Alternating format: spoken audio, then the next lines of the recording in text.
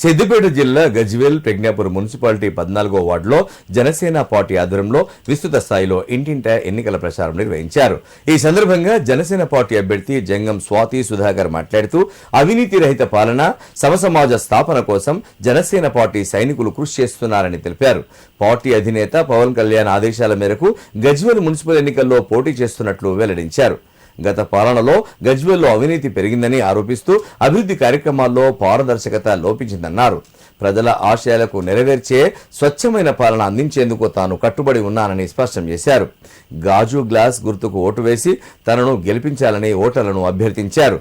ప్రచార కార్యక్రమంలో సినీ దర్శకుడు కిరణ్, జబర్దస్త్ గుండు మురళి, గబ్బర్ సింగ్ జూనియర్ రాజశేఖర్, జబర్దస్త్ వీరబాబు, అల్లవి అర్జున్, జనసేన పార్టీ నాయకులు, కార్యకర్తలు, మహిళలు పాల్గొన్నారు. స్వాతి అక్క నిలబడారు. అదే గ్లాస్ గుర్తుకు మరి పవన్ కళ్యాణ్ తరఫున మరి ఎంతోమంది ఇక్కడ వచ్చి తిరిగినప్పుడు అందరూ చాలా సంతోషంగా ఇక్కడ పార్టీ పెట్టినందుకు వీళ్ళందరూ కూడా గర్వంగా ఫీల్ అవుతున్నారు.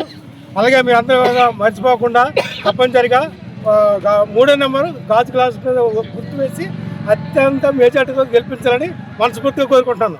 జై పవన్ కళ్యాణ్.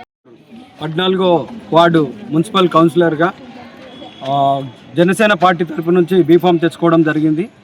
జనసేన పార్టీ నుంచి మున్సిపల్ కౌన్సిలర్గా జంగం స్వాతి సుధాకర్ని నియమించడం జరిగింది. అదేవిధంగా 14వ వార్డులో ఉన్నటువంటి సమస్యలని మేము ప్రతిరోజు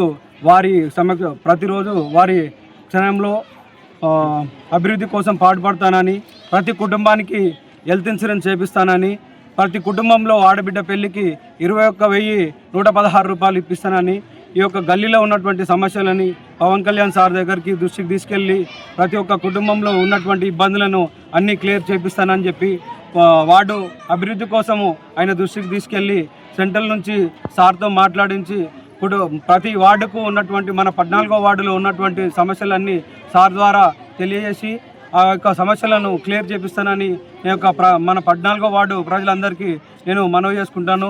దయచేసి గ్లాసు గుర్తుకు ఓటేసి మమ్మల్ని గెలిపించవలసిందిగా కోరుచున్నాను.